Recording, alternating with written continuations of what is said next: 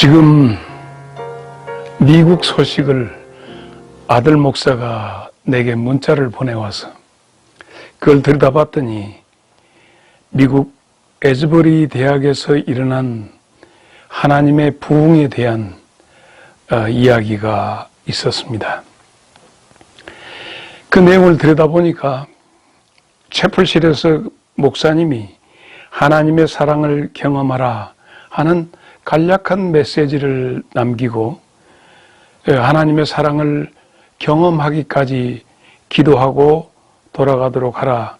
그 채플 시간에 학생들, 대학생들에게 그 메시지를 하고 설교자는 총총총 계단으로 나갔습니다.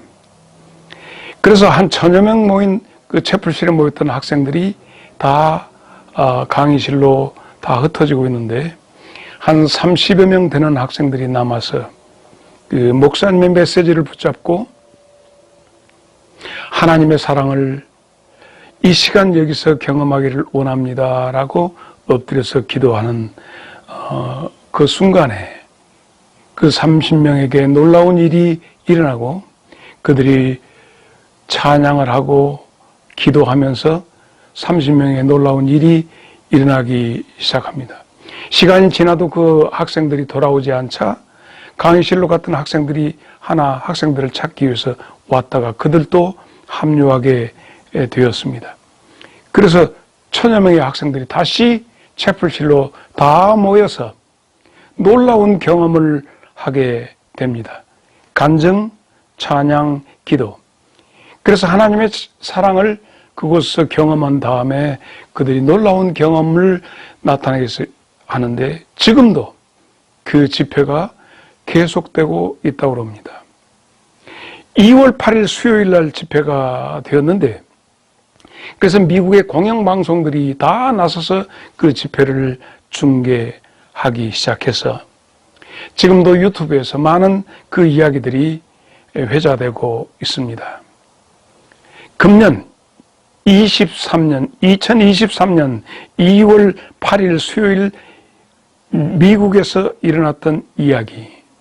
그러나 이 에즈버리 대학에서 53년 전으로 다시 소환을 해보면 1970년 2월 3일 53년 전에 정규예배 시간에 설교 시간 끝나고 한 남학생이 단에 올라와서 53년 전 같은 대학에서 간증하기 시작하면서 회개의 고백을 공개적으로 하면서 죄의 고백을 거기서 하게 됐는데 거기에서 많은 1000여 명 학생들이 다시 돌아갔다가 거기에 남아서 그 말씀 간증을 듣고 뒤집어지는 학생들이 73명의 학생들이 그곳에 모여서 기도하기 시작했고 지금 23년에 일어났던 일과 똑같이 그 학생들이 다시 모여서 휴강을 하면서 학생들이 집회가 시작되게 되었습니다. 500명, 1000명, 그래서 미국 전역으로 그 학생들이 흩어져서 53년 전에 놀라운 부흥이 미국 땅에서 일어났습니다. 지금 미국에서 일어나고 있는 에즈버리 대학의 이 놀라운 이야기는 또 다른 미국 사회에 그리고 세계적으로 역사를 새로 복음의 역사를 기록할 것 같은 그런 느낌을 갖습니다. 여기서 미국 에즈베르 대학에 대한 이야기로 그친 것이 아니라 나는 우리 길벗 여러분과 함께 1907년에 한국의 부흥을 소환하지 않을 수가 없습니다. 한국에서 1907년 1월 14일 날 평양 장대현 교회에서 일어났던 하나님의 부흥 말입니다. 교회의 부흥이나 어떤 특정한 교회의 부흥이 아닙니다. 한국의 하나님의 부흥의 사건입니다. 한국에서 일어났던 이 부흥 운동은 1903년에 원산에서 여성 외국 선교사들을 그들끼리 모여서 앉아서 성경 공부의 그룹을 가지고 성경 공부를 하다가 기도하고 은혜를 나누고 하는 시간이 원산에서 일어나기 시작했습니다. 그들은 맨 처음에 한국 모토가 복음화되기를 바라는 그런 마음이었는데, 그들이 성경 공부하면서 한국은 두 번째 주고 한국에 와서 사역한다고 하는 자기 자신들의 각성운동이 1903년에 일어나기 시작했습니다. 한국 교인들 앞에서 이 여선교사들이 자신들의 오류와 잘못된 것을 회개하는 마음을 가지고 한국 교인들 앞에서 자기들의 잘못을 선포하기 시작했습니다. 뉘우치기 시작합니다. 한국 교회는 한국 교회 교인들은 그때 이게 무슨 일인가?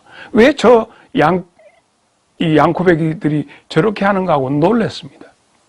그러니까 한국 사람이 회개하고 변화되어야 한다는 그런 생각을 가지고 왔던 선교사들이 아니다, 나부터 회개해야 한다는 그 운동이 거기서 일어났던 것입니다. 여기서 잊어버릴 수 없는 것이 로버트 하디라고 하는 미국 선교사입니다. 토론토 의과대학을 졸업하고 의사로서 한국에 왔습니다. 부산을 중심으로. 근데 원산에 왔다 갔다 하면서 그가 와서 하는 가운데 한국 사람들은 왜 이렇게 미개해서 그들은 이 복음의 오묘한 진리를 깨우치지 못하는가? 그래서 미개한 민족인가 하고 민족성으로 동양인들에 대한 좀 낮게 보는 시각이 있었는데, 그가 이 의사로서 혹은 목사 안수를 받아가지고 자기 스스로 백인 우월주의 그리고는 의사로서의 자부심도 있었는데, 그가 스스로 각성이 일어나면서 성경을 들여다보고 여자 선교사들과 더불어서 모임에 갔다가 그 자신이 스스로 자기가 바로 내가 먼저 깨야겠다고 스스로 내가 잘못되었다라고 하는 것을 각인하게 되었고, 그 회개의 선포를 장대현 교회에서 그가 자기의 잘못된 자세에 대해서 고백하게 되었고, 거기에 이어서 1907년에 6월 달에 평양신학교 1기로 졸업한 길선주 목사도 나와서 자기의 잘못된 것을, 죄를 모든 공중 앞에서 회개를 선포하게 되어서 한국의 부흥운동이 거기서 일어나게 되었습니다. 이 부흥은 한 사람에 의해서 일어난 부흥이 절대 아닙니다. 나는 에즈버리 대학에 그 목사님이 와서 터뜨렸던 그 설교가 뛰어난 설교도 아니었고, 하나님의 사랑을 경험하라 하는 아주 단순하고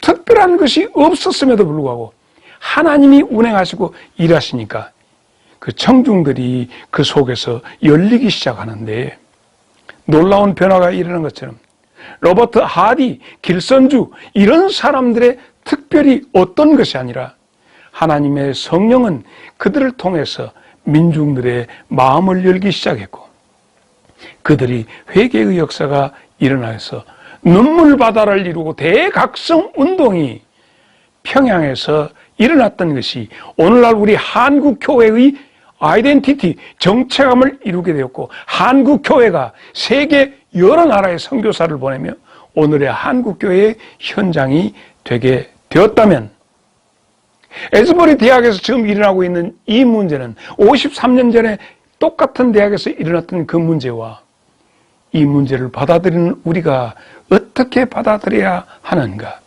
왜 한국교회는 1907년에 대부흥운동이 한국에서는 그 뒤로 고요하고 잠잠한가? 여기서 우리는 소환하지 않을 수 없습니다. 이런 모든 것은 어디서 출발했는가? 사도행전 2장 1절로 4절에 있는 말씀에서 우리는 찾아볼 수 있습니다. 그게 어떻게 되었죠? 사도행전 2장 1절로 4절에 있는 말씀 말이죠. 자, 이 말씀은 이렇습니다. 사도행전 2장 1절로 4절. 오순절 날이 이미 이름에 그들이 다 같이 한 곳에 모였더니 호련히 하늘로부터 급하고 강한 바람 같은 소리가 있어 그들 앞 앉은 온 집에 가득하며 마치 불의 혀처럼 갈라지는 것들이 그들에게 보여 각 사람 위에 하나씩 임하여 있더니 그들이 다 성령의 충만함을 받고 성령이 말하게 하심을 따라 다른 언어로 말하기를 시작하니라.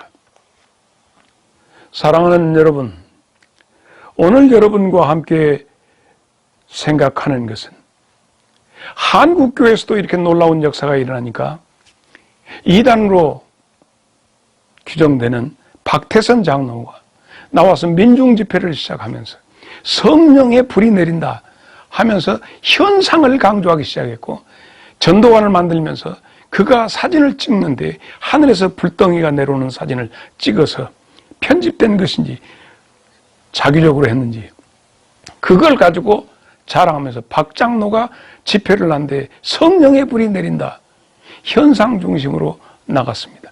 어디에도 물론 사도행전에 나타난 불의 역사가 각 사람 한 사람들 위에 임하여 있더니 라고 하는 말씀을 가지고 빙자해서 나도 집회하는데 자기가 불을 내리게 한다는 거예요. 불의 사자, 불의 종. 어디 하나님의 부흥에 그러한 역사가 없습니다. 베드로가 불을 내렸습니까? 요한이 냈습니까? 누가 불을 내렸습니까? 이렇게 하는 것이 정말 잘못돼서 얼마나 많은 영혼들을 핍절하게 했던가. 나는 여러분과 함께 지난 주일 하나님의 글씨체에 대해서 함께 말씀을 나누었습니다. 하나님의 글씨체, 그 글씨체를 보고 어떻게 십계명에다가 하나님이 쓴 글씨체가 명조체일까, 고딕체일까, 백합체일까, 딸기체일까, 오이체일까, 이런 현상을 쫓아가다가 벳세메스에 있는 주민들이 몽창 죽음을 당했고, 다곤 신당에 있는 그 블레셋의 모든 것에 엄청난 재앙이 임했던 것을 여러분에게 말씀드리고 말씀을 맺었습니다. 하나님의 글씨체, 이 현상을 쫓아가는 사람들, 여러분과 함께 다니엘 5장 5절로 8절에 있는 말씀을 보면 이런 말씀이 나옵니다. 그때 사람의 손가락들이 나타나서 왕궁 촛대 맞은편 석회벽에 글자를 쓰는데 왕이 그 글자 쓰는 손가락을 본지라. 이에 왕이 즐기던 얼굴빛이 변하고 그 생각이 번민하여 넓적다리 마디가 녹는 듯하고 그의 무릎이 서로 탁탁탁 부딪힌지라. 왕이 크게 소리질러 술객과 갈대아 술사와 점쟁이를 불러오게 하고 바벨론의 지혜자들에게 말하되 누구를 막론하고, 그렇죠? 이 글자를 읽고, 글씨체를 말하는 것이 아닙니다. 이 도대체 저 글자가 뭐냐? 글자를 읽고 그 해석을 내게 보이면 자수색 옷을 입히고 금사슬을 그 목에 걸어주리니 그를 나라의 셋째 통치자로 삼으리라 하니라. 그때에 왕의 지혜자가 다 들어와서나 능히 그 글자를 읽지 못하며 그 해석을 왕께 알려주지 못하는지라. 이렇게 되어 있습니다. 자, 여러분, 이 벨사살 왕은 왕후가 나타나서 그 얘기를 듣고 왕후가 급히 와서 당신 하나님의 사람 다니엘에게 이것을 글씨를 읽고 해석해 달라고 해주세요 라고 부탁을 하는 내용이 나옵니다. 그리고 다니엘이 그 글을 읽고 해석을 해주게 됩니다. 그리고 해석해 준 그날 저녁에 이 벨사살 왕은 죽임을 당합니다. 왜 우리의 지금 신앙 상태가 왜 도대체 우리는 현상을 보고 쫓아가는가?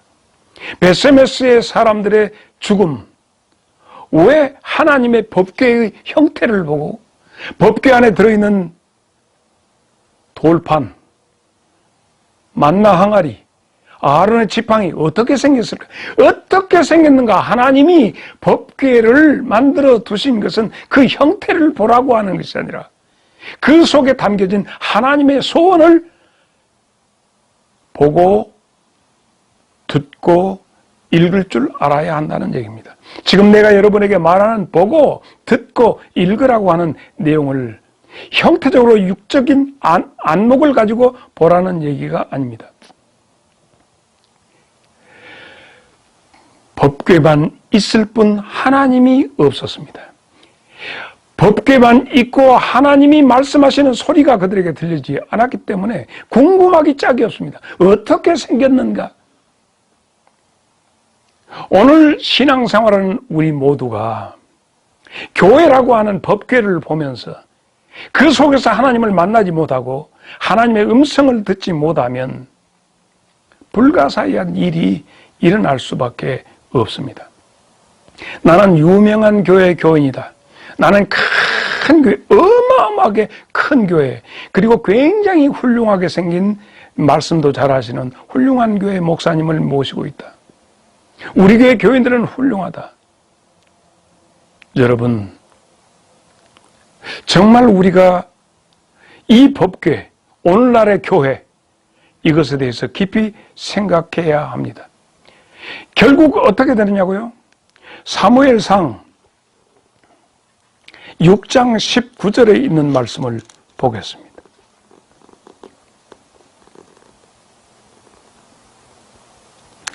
베셈에서 사람들이 여호와의 궤를 들여다본 까닭에 그들을 치사 5만 70명을 죽이시니라. 여호와께서 백성을 쳐서 크게 살육하셨으므로 백성이 슬피 울었더라. 법궤가 왔는데 왜 그들은 울어야 하고 법궤가 왔는데 그들은 왜 죽어야만 하는가? 법궤가 그들에게 가져온 것은 슬픔이었고 죽음이었다. 왜 그랬는가? 현상을 쫓아가고 본질을 잃어버렸기 때문에 기럇 여아림이라고 하는 산속으로 법궤가 버림을 받게 됩니다. 수십 년 동안 법궤는 방치될 수밖에 없었습니다. 다윗이 법궤를 어깨에 메고 다윗성으로 올 때까지 말입니다. 나는 오늘 여러분과 함께 이 말씀을 보면서 참으로 안타까운 것은 오늘날도 허다한 많은 신앙인들은 그 하나님의 교회가 세워진 법궤와 같이 세워진 그 교회 안에서 하나님을 만나지 못했기 때문에 그렇습니다. 석회면에 나타난 손글씨, 하나님이 직접 벽에다가 쓴 그 글씨, 다니엘 5장 5절로 시작되는 그 말씀, 그 6절에 있는 말씀을 보면 이에 왕이 즐기던 얼굴빛이 변하고 생각이 번민하여 넓적다리 마디가 녹는 듯하고 그의 무릎이 서로 부딪혔다, 이렇게 되어 있습니다. 그런데 8절에 있는 말씀 보면 지혜자들이 다 들어왔으나 능히 그 글자를 읽지 못하며 그 해석을 왕께 알려주지 못했다, 그렇게 되어 있습니다. 오늘 신앙생활하는 우리 모두에게 하나님이 지금 기록해 주셔서 우리에게 주신 이 말씀을 읽기는 읽어도 들려지지도 않고 25절에 있는 말씀 보면 기록된 글자는 이것이니 곧 메네메네 데겔 우바르시니라. 읽었습니다. 읽어주고 그 글자를 읽어주는 다윗이 다니엘이 그 글자를 볼 때 예서체니 궁서체니 지금 화급한데 개역 개정성경이다 무슨 세번역이다 뭐 이런 게 중요해요. 형태가 중요한 것이나 그 속에서 하나님의 소원을 읽을 수 있어야 합니다. 내가 너를 저울로 달아보니 너무 많이 부족해서 내가 네 나라를 쪼개서 메대와 파사에게 주리라. 하나님께서 정말 이 시대에 우리를 달아본다면, 그리고 30절에 그날 밤에 갈대아 왕 벨사살이 죽임을 당하였고 너무 쓸쓸합니다. 그 글자가 무엇이냐? 첫째, 성경은 우리에게 무엇입니까? 성경은 우리에게 무엇인가를 생각해야 합니다. 5.18 광주 민주화 사건이 일어날 때 모두가 다 많은 사람들이 죽었는데 그때 내 뇌리를 스치고 내 가슴에 지금도 아쉽게 남아있는 것은 일가족인 사람들이 그 공수부대가 지금 진주에서 광주를 지금 완전 포위하고 있는데 화순 쪽으로 넘어가는 차가, 승용차가 지나가니까 집중 사격을 했는데 일가족 모두가 거기에서 죽게 됩니다. 차창문을 열고 보니까 그 사람들은 거기에 그 사지를 뚫고 가면서 무엇을? 성경책을 큰 놈을 들고 차에다 싣고 가다가 전부 다 거기서 죽임을 당했습니다. 그들에게 성경책은 무엇이었는가? 엘리 시대 때 홈리와 비나스가 법궤를 짊어지고 블레셋에 두고 싸움하면 이길 것이라고 생각하는, 이게 그 사람들의 믿음이 없는 것도 아니야. 그런데 그들이 의지했던 것이 무엇이었을까? 성경책이 우리를 지켜줄 것이다. 지금도 50여 년 세월이 지났지만 그 가슴 아픈 아리움이 지금도 있습니다. 네가 읽는 것을 깨닫느냐? 했던 빌립 집사의 외침이 사도행전 8장 30절에 나와 있습니다. 네가 읽는 것을 깨닫느냐? 간닥의 여왕의 국고를 맡은 국고직에게 빌립이 그 마차에 앉아서 가는 그에게 묻는 물음이 오늘 또 나와 여러분에게 물어지는 물음입니다. 교회는 출입하는데 직분도 받았는데 하나님의 소원이 무엇인지 모르고 법궤의 곁만 왔다 갔다 하는 것이 아닌가? 하나님의 소원이 무엇입니까? 하나님의 소원이 무엇이에요? 말씀, 곧 예수님을 보내신 목적이 뭐냐고요? 말씀이 육신이 되어 우리에게 보내신 예수님, 보내신 목적이 무엇인지 아느냐? 이것을 묻는 것이죠. 빌립이 에티오피아 간닥의 여왕의 국고를 맡은 그 사람에게 물었던 것은 네가 읽는 것을 깨닫느냐? 하나님의 소원이 무엇인지 아느냐? 성경 우리가 그러면 나는 성경 말씀대로 실천하려고 노력합니다. 부흥은 거기에서 일어나지 않습니다. 계명은 우리에게 분명히 그렇죠. 마음을 다하고 목숨을 다하고 성품을 다하고 뜻을 다해 주 너의 하나님을 사랑하라. 신명기 6장 5절 말씀 아닙니까? 다시 물어보지요. 여러분은 하나님을 마음을 다해 사랑하십니까? 여기서 이미 땡! 목숨을 다해서 사랑합니까? 땡! 뜻을 다해 사랑하십니까? 사랑하라 했는데 그걸 내가 사랑을 어떻게 해보려고? 사랑은 아무나, 사랑은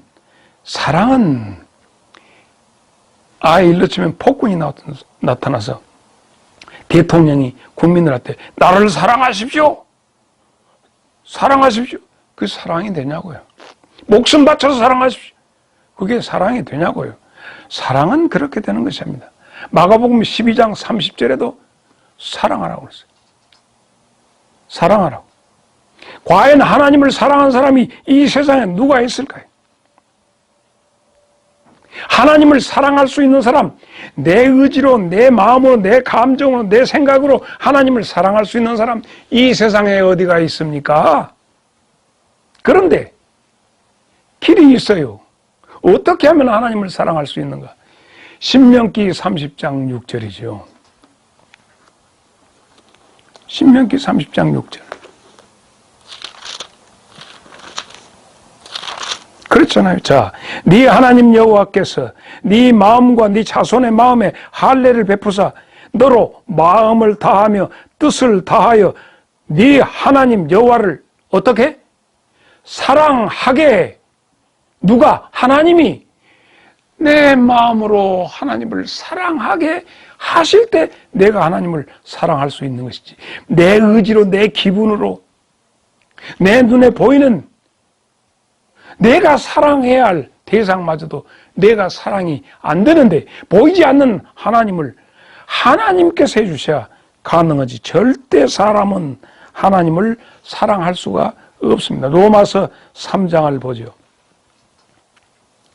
로마서 3장 10절에 보면 기록된 바 의인은 없나니 하나도 없으며 깨닫는 자도 없고 하나님을 찾는 자도 없고 다 치우쳐 함께 무익하게 되고 선을 행하는 자는 없나니 하나도 없도다. 사람으로서는 하나님을 결코 사랑할 수 없습니다.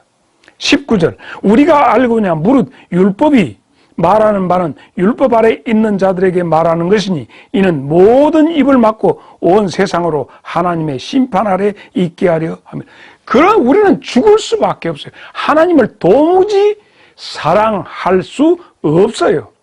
그래서 내 의지로 성경에 나왔으니 문자적으로 하나님을 하겠다. 외식하는 서기관과 바리새인이 될 수밖에 없어요. 그래서 22절, 21절 이제는 율법 외에 하나님의 한 의가 나타났으니 율법과 선지자들에게 증거를 받은 것이라. 율법으로는 도무지 할 수 없습니다 라고 손 들 때 내가 하마 22절 곧 예수 그리스도를 믿음으로 말미암아 모든 믿는 자들에게 미치는 하나님의 의인이 차별이 없느니라. 무엇이라고요? 하나님을 믿는 믿음. 그러니까 하나님께서 우리를 살리시라고 하나님이 세상을 이처럼 사랑하사 독생자를 주셨는데 이는 누구든지 저를 믿는 자마다 멸망을 죽지 않고 영생을 얻게 하기 위해서 예수님을 우리들에게 보내셨다는 얘기요. 믿음으로만이 그를 믿음으로 우리 속에서 하나님을 사랑하는 마음이 내 마음이 아니라 주신 마음이 일어나서 하나님께서 나는 너를 알고 자 요한복음 1장으로 가겠습니다. 요한복음 1장 5절 빛이 어둠에 비추되 어둠이 깨닫지 못하더라. 그러나 12절 영접하는 자 곧 그 이름을 믿는 자들에게는 하나님의 자녀가 되는 권세를 주셨으니 여러분 믿음은 결코 내 의지, 내 지식, 내 경험으로 나오는 것이 아닙니다. 믿어지게 만드는 이것은 믿음은 내 지식으로 나온 것이 아니라 하나님의 선물로 믿어지는 거예요. 도무지 믿어지지 않는데 믿어지게 만들어 주시는 거예요. 그래서 이는 혈통으로나 육정으로나 13절이죠. 사람의 뜻으로 나지 아니하고 오직 하나님께로부터 난다고 했습니다. 하나님께로부터 난다. 자, 우리가 예수 믿는 것 참 쉬운 것은 내가 믿으려고 하면 어렵습니다. 그러나 하나님이 내게 오셔서 나로 믿어지게 하니 하나님을 사랑하게 하니 예수님이 보여지니 믿어지는 거예요. 사순절 기간 동안에 예수님의 십자가의 그 곁에 주님의 숨소리를 듣고 주님의 신음소리가 들리고 주님이 피 흘리시는 것이 보여지고 2000년 전에 일어난 일인데 천만의 말씀이에요. 하나님이 성령께서 리얼하게 보여주시고 느껴지게 하니 마음으로 느껴지니 눈으로 내 육안으로 보여지는 것이잖아요. 그 어마어마한 사랑의 감정을 어쩌하라는 것인가. 그래서 예수님을 간절히 사모하여 주님을 내가 찾으면 찾으리라. 두드리면 열리고. 그러면 내 속에 어떤 변화가 일어나는가? 이사야 44장입니다. 이사야 44장에 보면 3절 나는 목마른 자에게 물을 주며 마른 땅에 시내가 흐르게 하며 나의 영을 네 자손에게 나의 복을 네 후손에게 부어주리니. 지난 시간에 계속 말씀드렸지만 예수님은 광야 교회 이스라엘 백성이 할 때 반석 되신 예수님이 그들과 함께해서 그들에게 생명수를 주었다. 여기에 구약 성경이나 신약 성경이 일관되게 생명 강수가 예수님. 자, 이사야 55장 갑니다. 55장 1절에 오라 너희 모든 목마른 자들아 물로 나오라 돈 없는 자도 오라. 너희는 와서 사 먹되 돈 없이 값 없이 와서 포도주와 젖을 사라 했습니다. 사랑하는 주님과 함께 이 말씀의 오솔길을 걷는 여러분, 우리 안에 생명 강수가 솟아 나와야 합니다. 그래서 우리가 아는 것처럼 요한복음 7장 37절에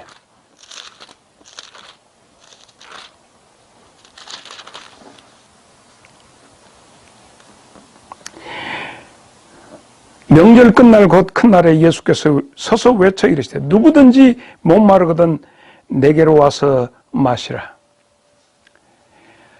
예수님이 주시는 생명수를 어떻게 그러면 마실 수 있는가? 우리는 요한복음 4장 4절로 가지 않을 수가 없습니다. 거기는 수가성의 사건이 나오는데, 수가성의 사건, 자, 사마리아를 통과하여야 하겠는지라 이렇게 되어 있어요. 이 말씀 문장상으로 보면 예수님께서 사마리아를 통과하셔야 하겠는지라 그래 됐어요. 까닭없이 거기를 사마리아를 충분히 피해서 다니는 유대인들의 통로가 있는데 주님께서 짐짓 사마리아를 들어가서 가셔야만 하는 이유가 뭐냐는 거예요. 여러분 궁금하지 않았어요? 왜 예수님은 수가성이라고 하는 데를 가야 하고 예수님은 왜 우물가에서 누구를 기다리셔야만 했는가? 느닷없이 예수님께서 사마리아 짐짓 가셨는데 거기는 뭐죠? 거기에 목말라서 갈급해서 하는 한 사람을 만나기 위해서 가셨습니다. 이 요한복음 4장의 내용 가운데서 하나님은 이렇게 예배하는 자를 찾으시나니 거기서 예수님은 한 여자를 만납니다. 이성 문제가 아주 복잡합니다. 남녀 문제가 상당히 우리도 지금도 우리에게 있어지는 기본적인 성적 욕구에 대해서 제대로 관리하지 못하는 사람들에 대해서 우리가 지탄을 합니다. 그걸 하지 못하느냐. 혹은 권력에 대해서도 모든 거 우리가 가지고 있는 기본적인 이런 것들에 대해서 이 여자야말로 정말 지탄받아야 마땅하고 사회로부터 격리될 수밖에 없는 여자였습니다. 평판도 좋지 않는 여자였어. 근데 왜 하나님은 그 여자를 찾아서 가야만 하셨던가? 갈급함이었습니다. 20절부터 그 여자가 말합니다. 우리 조상들은 이 산에서 예배하였는데 당신들의 말은 예배할 곳이 예루살렘에 있다 하더이다. 이 여자에게 가장 필요한 것은 남편 데려와. 남편 없습니다. 없다는 말이 맞다. 당신은 선지자입니다. 그런데 이 여자가 가장 가지고 있는 가장 큰 남자를 만나도 무엇을 물을 마셔도 온통 관심은 하나 어디서 예배해야 하는가 라고 하는 갈급함이 있었기 때문에 예수님께서 사마리아를 통하여 가셔야 하겠는지라 했어요. 이 여자를 찾아오시게 된 거예요. 여자야, 내 말을 믿으라. 이 산에서도 말고 예루살렘에서도 말고 너희가 아버지께 예배할 때가 이르리라. 너희가 알지 못하는 것을 예배하고 우리는 아는 것을 예배하노니 이는 구원이 유대인에게서 남이라. 23절 아버지께 참되게 예배하는 자들은 영과 진리로 예배할 때가 오나니 곧 이때라. 아버지께서는 자기에게 영과 진리로 예배하는 이렇게 예배하는 자들을 찾으시니 갈급하게 예배에 목말라 하는 그에게 가서 하나님은 영이시니 예배할 자가 영과 진리로 예배해야 한다 말씀하십니다. 여자가 말합니다. 내가 알기로는 메시아 곧 그리스도라신 이가 오시면 이 모든 것을 우리에게 알려준다고 되어 있습니다. 주님께서 말씀합니다. 네게 지금 말하고 있는 내가 바로 그니라. 그녀의 속에서 생명강수가 용솟음치게 됩니다. 어떻게 해야 예수님이 주시는 생명수를 먹느냐고요? 이 여자가 우리가 말하는 그런 나도 물 주십시오. 그 물 나도 목마르지 않게 다시 목마르고 물길로 오지 않게 나에게 물 주십시오 했던 그 여자가 예수님이 주시는 정말 떠주는 눈에 보이는 육신의 눈으로 보이는 물을 줬습니까? 영적인 가치, 영적인 그 어떤 정체, 이것들이 해결되면 그 속에서 솟아납니다. 예수님께서 짐짓 가셔서 그 여자를 깨우쳐서 물을 주시는 내용이야말로 너무 멋지고 아름다운 모습입니다. 4장 14절 봅니다. 내가 주는 물을 마시는 자는 영원히 목마르지 아니하리니 내가 주는 물은 그 속에서 영생하도록 솟아나는 샘물이 되리라. 솟아나는 샘물을 지닌 이 여자는 이제는 더 이상 그를 압제하고 옮겨잡았던 모든 것이 없는 수가성에 대부흥이 일어났습니다. 나는 오늘 이 말씀을 대하는 이 말씀 속에서 여러분과 만나는 순간에 여러분 안에서도 이 샘물이 터지기를 바랍니다. 엠마오로 내려가는 두 제자의 심각한 영적, 심적 고민, 불안, 고통, 이 모든 것. 그럴 때 누가복음 24장 27절에 자세히 예수님께서 그들에게 성경을 풀어서 설명해 주시니까 누가복음 24장 32절에 그들은 마음으로 그때 주님을 보게 될 때 육신의 주님의 형체는 그들 앞에서 사라져버렸으나 그들 마음속에 예수 보고 예수님을 바라보고 예수님을 모시고 마음에 오신 예수님 모시고 예루살렘으로 다시 되돌아갔습니다. 예수님에게 듣고 예수님을 보고 믿는 자, 이것이 바로 이 시대 우리 한국에 내가 사는 곳에 일어날 영적 부흥이 바로 누구 외 현상 보지 말고 내 자신의 본질, 내 자체로부터 일어나야 합니다. 그래서 나는 여러분에게 오늘 말씀 제목이 신명기 33장 29절이죠. 이스라엘이여 너는 행복한 사람이로다. 여러분이야말로 진정으로 이렇게 생수만 터지게 되면 어떤 정권이 공산 정권이든지 어떤 정권이든지 여러분 안에 생수가 터지게 되면 더 이상 나를 압제하고 억제할 아무런 것이 존재하지 않습니다. 생명의 성령의 법이 여러분을 장악할 때 그 법으로 살아야지 율법으로가 아니라 그렇게 보니 내 주님이 얼마나 사랑스러운지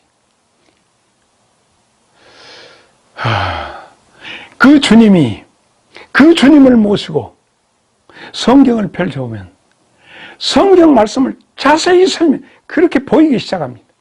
주님과 함께 길을 가다가 길가에 피어있는 조그만 꽃을 보고도 주님이 해설해 주고 설명해 주실 때 우주의 이치가 깨달아집니다. 바람이 살랑살랑 부는 바람결에서도 느껴지는 그전에는 미처 알지 못했던 그런 것들이 감동으로 내게 다가오는데 누가 그를 불행하다고 하겠으며 그 누구가 설명할 수 없는 행복이 그 사람 속에 있습니다. 안 보이던 단어가 보여지고 안 보이던 뜻이 이해가 되어집니다. 잠들 때도 일어날 때도 일할 때도 행복에 겨워서 죽음의 순간까지라도 행복스러워서 사도행전 6장 15절에 있는 말씀이죠. 스데반이 어떤 얼굴이 되었죠? 죽음 앞에서도 그 얼굴을 바라보니 천사의 얼굴과 같았다는. 스데반이 바라보는 것이 뭐였죠? 예수님의 십자가가 절절하게 자기의 것이었고 보호자 우편에 계신 예수님이 절절하게 자기 편이었을 때 이 두 가지 것이 보여질 때 그의 얼굴이 천사의 얼굴과 같았다 하는 얘기입니다. 행복한 남편이 자기 아내를 볼 때 어떻게 보이겠는가? 밥도 안 해주고 뭣도 안 해주고 툴툴했던 입이 이만큼 나왔던 사람이 나보다 연약한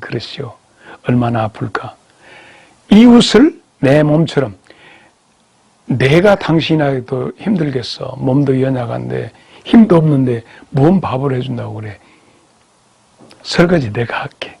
행복한 남편이 행복한 여자를, 아내를, 행복한 아내가 남편을 볼 때 어떻게 보이겠는가?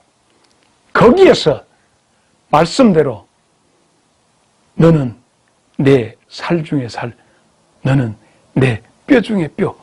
이것이 이웃사랑의 내용 아닙니까? 창세기로부터 요한계시록까지 이 행복한 사람이 행복한 세상을 만들어간다 하는 겁니다. 죽음마저도 행복합니다. 주와 함께니까. 그저 죽음이 내게 다가온다. 아멘 할렐루야. 이제 주님과 함께 영원히 거할 수 있다. 고린도후서 5장 8절 9절 사도 바울의 소원이 할 수 있으면 여기 이 몸을 떠나서 주님과 함께 있고 싶다고 하는 사도 바울이 얼마나 행복했는지, 목이 잘라서 순교하는 순간까지 사도 바울이 근심하고 낙담했습니까? 어차피 우리는 이 땅에 잠깐 왔다 가는 순간에 하나님의 소원은 하나님의 법, 나를 위해서 하나님의 사랑을 느끼게 해주실 때, 혈통으로나 육정으로 나지 아니하고 하나님으로부터 날 때 이 진리의 말씀을 통해서 예수 바라보고 예수 음성 듣고 따라가는, 결론 말씀드리죠. 천국은 누가 갈까요? 분명히 단언코자 얘기하는데 지금 행복한 사람이 행복한 천국에 갑니다. 지금 지옥 생활하는데 천국 꿈꾸지 마세요. 성경은 우리를 오늘도 행복하게 만들어 주십니다. 그래서 행복한 사람만 데려가실 거예요. 여러분, 행복해야 할 필요입니다. 지옥 맛보고 있으면 지옥 가. 그 어떤 곳에서도 천국을 맛봐야 합니다. 자, 누가복음 17장 21절. 천국이 어디 있습니까? 천국이 어디 있어요? 천국은 여기 있다 저기 있다가 아니라 우리들 마음 안에 이미 천국이 이루어져야 합니다. 그래서 지금 천국이 내 안에 확실히 이루어질 때, 내 안에 이루어질 때 영원 천국까지, 아이고 내가 안다. 이미 너와 함께 내가 머물면서 천국을 만들었지. 그래 하고 작업복 벗겨주시고 하늘의 성도의 복장으로 입혀주시고, 이 육신의 작업복, 이 육신은 작업복입니다. 잘생겨봤자 작업복이지. 못생겨도 작업복. 하나님의 일을 하라고 입혀주신 작업복, 이것 입고 있다가 벗을 때 주님이 입혀주시는 어린 양의 말씀의 하얀 세마포 옷을 입고 천국 백성으로 또 왕권을 가지고 주와 함께 다스림이 그 세계에 나와 여러분 앞에 펼쳐져 있는 줄로 믿습니다. 오늘 말씀 신명기 33장 29절. 이스라엘이여 너는 행복한 사람이로다. 여호와의 구원을 너같이 얻은 백성이 누구냐? 그는 너를 돕는 방패시오 네 영광의 칼이시로다. 네 대적이 네게 복종하리니 네가 그들의 높은 곳을 밟으리로다. 아멘. 한 주간도 여러분, 우리 천국 이루어 사십시다. 바깥에 어떤 것이 부르닥친다 할지라도 우리는 행복할 수밖에 없고 이미 천국이 이루어졌으니 누가 내 안에 기쁨을 빼앗아 갈 수 있겠습니까? 여러분 모두에게 주님의 평강이, 주의 행복이 주님과 함께 임하시기를, 임마누엘의 주님과 함께 임하시기를 주 예수 그리스도의 이름으로 축복합니다. 할렐루야.